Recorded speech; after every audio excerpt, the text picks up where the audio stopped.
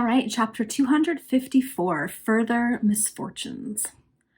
Greenwood had been insulted by those wealthy citizens who once considered themselves honored by his notice, and this he might have borne because he was a man of the world enough to know that poverty is a crime in the eyes of plodding money-making persons.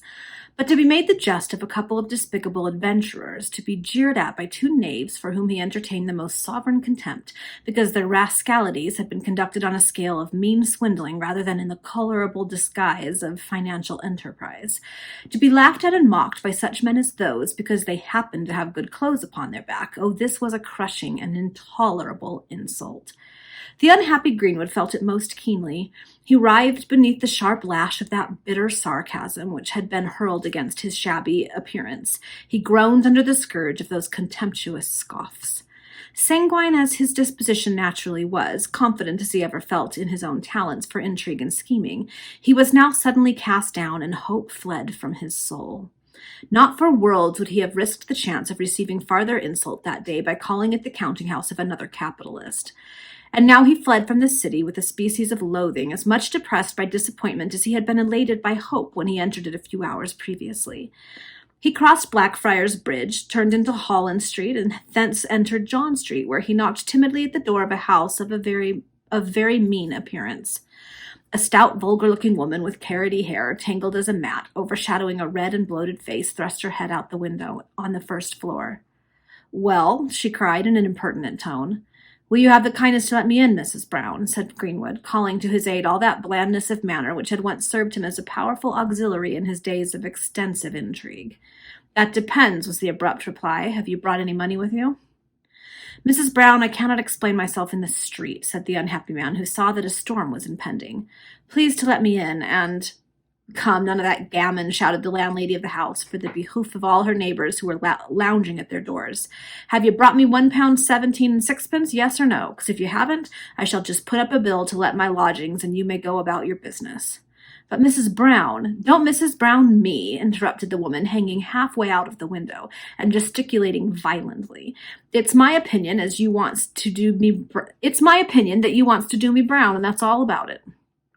"What is it, dear Mrs. Brown?" inquired a woman with a child in her arms, stepping from the door of the adjoining dwelling to the curbstone and looking out at the window. "What is it?" vociferated Greenwood's landlady, who only required such a question as the one just put to her in order to work herself into a towering passion. "What is it? Why, would you believe it, Mrs. Sudgins, that this here swindling feller as tries to look so much like the gentleman, but isn't nothing more than a swell mob's man, and that was my real opinion of him all along, comes here, as you know, Mrs. Sudgin, and hires my one pair back for 7 and 6pence a week." "Shameful!" cried Mrs. Sudgins, darting a look of fierce indignation upon the miserable Greenwood. "So it were, ma'am," continued Mrs. Brown, now literally foaming at the mouth, "and though he had his clean pair of calico sheets every fortnight and a linen pillar case, which my husband took out upon purpose to make him comfortable—" "Disgraceful!" said Mrs. Sudgins, casting up her eyes to heaven as if she could not have thought the world capable of such an atrocity. "And then, after all, that feller there runs up £1 17 and 6 in no time, going tick even for the blacking of his boots and his lucifers."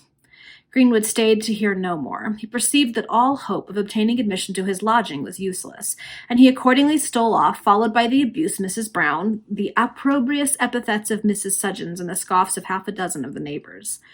It was now 4 o'clock in the afternoon, and Greenwood found himself retracing his way over Blackfriars Bridge, without knowing whither he was going, or without even having any place to go. He was literally houseless, homeless. His few shirts and other necessaries were left behind at the lodging, which had just been closed against him, and a few halfpence in his pocket, besides the garments upon his back, were all his worldly possessions. "And has it come to this?" he thought within himself as he hurried over the bridge, not noticing the curiosity excited on the part of the crowd by his strange looks and wildness of manner. "Has it come to this at length, homeless and a beggar, a wretched wanderer in this great city where I once rode in my carriage? I deserve it all."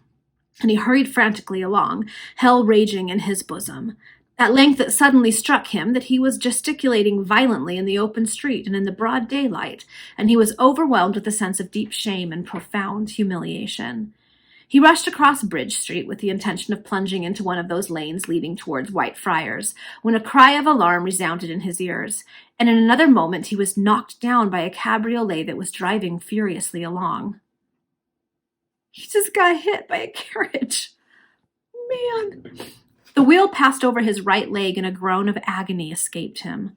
The vehicle instantly stopped. The livery servant behind sprang to the ground, and with the aid of a policeman, who came up to the spot the instant the accident occurred, the domestic raised Greenwood from the pavement.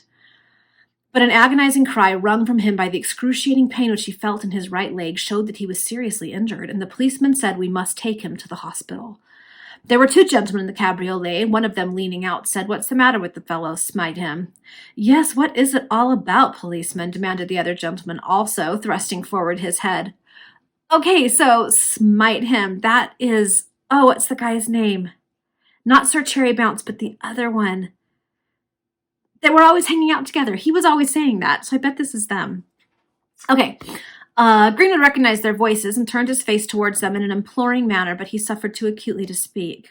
"My gracious," cried Sir Cherry Bounce, who was one of the inmates of the cab. "May I die if it isn't Greenwood." "So it is, Cherry. Strike me," said the Honourable Major Dapper. "Here, policeman, see that he's taken proper care of in the hospital." "Yes, in the hospital," echoed Sir Cherry. "Hold your tongue, Cherry, you're a fool," cried the Major. "And, policeman, if you want to communicate with me upon the subject, I mean, if anything should happen to the poor devil, you know, you can write or call. Here's my card, and here's a guinea for yourself." "Thank you, sir," returned the officer, "but won't you be so kind as to give him a lift in your cab as far as St. Bartholomew's?" "Quite out of the question," exclaimed Sir Cherry. "Oh, quite," said the Honourable Major Smilax Dapper. "We are engaged to dine at the house of some friends with whom Lady Bounce, that's this gentleman's wife, is staying, and we are late as it is. You must get a stretcher, policeman. Strike me. Now then, John." "All right, sir," cried the servant, springing up behind the vehicle, and away went the cabriolet with the rapidity of lightning. In the meantime, a crowd had collected, and amongst the spectators thus assembled were two individuals who seemed to take a more than common interest in the painful scene.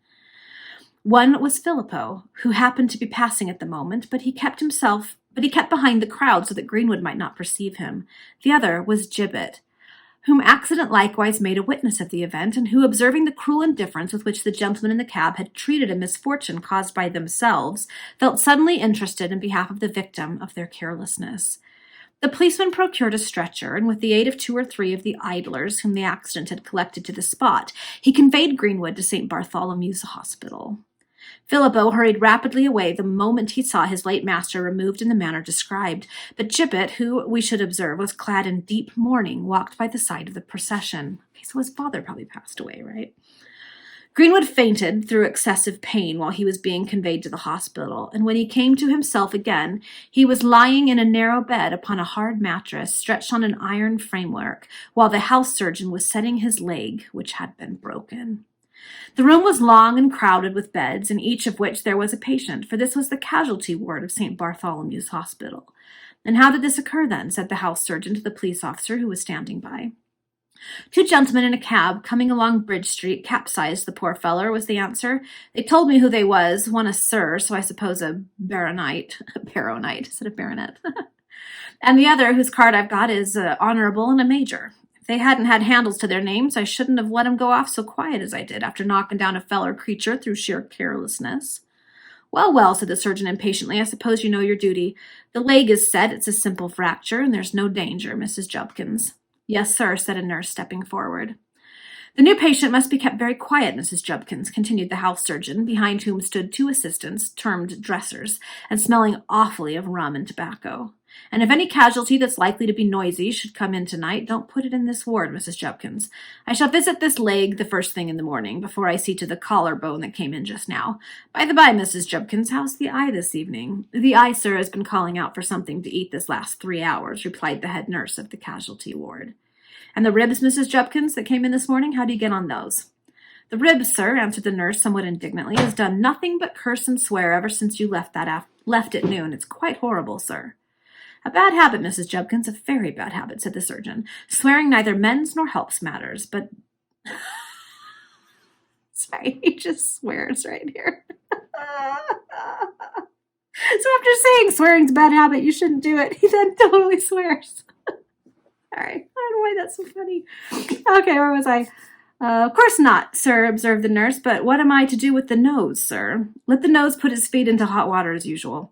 The surgeon then felt Greenwood's pulse, gave Mrs. Jubkins a few necessary directions, and was about to proceed to the next ward to visit a brain, which also had a compound fracture of the arm, when he suddenly espied Gibbet near the head of the new patient's bed. Well, my good fellow, said the surgeon, what do you want? Please, sir, answered Gibbet, I merely came in. I scarce know why, but I saw the accident, and I thought that if this poor gentleman would like to send a message to any friend. Oh, yes, I would indeed, murmured Greenwood, in a faint and yet earnest tone. Well, you can settle that matter between you, said the surgeon. Only, my good fellow, he added, speaking to Gibbet, you must not hold the patient too long in conversation. No, sir, I will not, was the answer. The surgeon, the nurse, and the dressers moved away. The policeman had already taken his departure, and Greenwood was therefore enabled to speak without reserve to the kind-hearted boy who had manifested so generous an interest in his behalf. And now behold Gibbet, the late hangman's son, leaning over the pallet of the once fashionable, courted, and influential George Montague Greenwood. I am so weak, so ill in mind and body, said the latter in a very faint and low tone, that I cannot devote words to tell you how much I feel your kindness. Don't mention that, sir, interrupted Gibbet. Inform me as briefly as possible how I can serve you.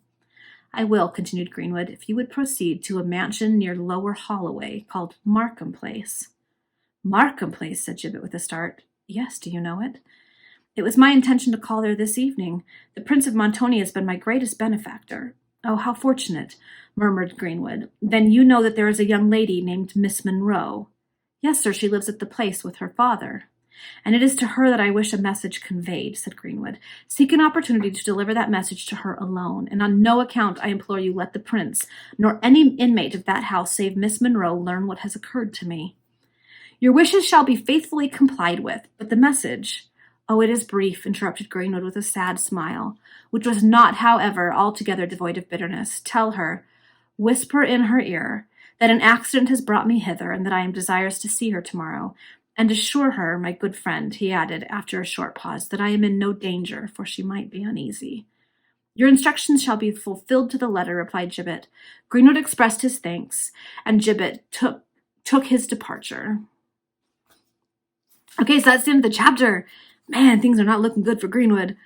But he's more humble and human than he has been in a while. Maybe this is what it's going to take for him to realize he's been going down a bad path. So he sent for Ellen, which makes sense because they're married. I mean, no one knows that, but they're married, and she'll probably want to come see him, I would assume. Okay, we'll see what happens.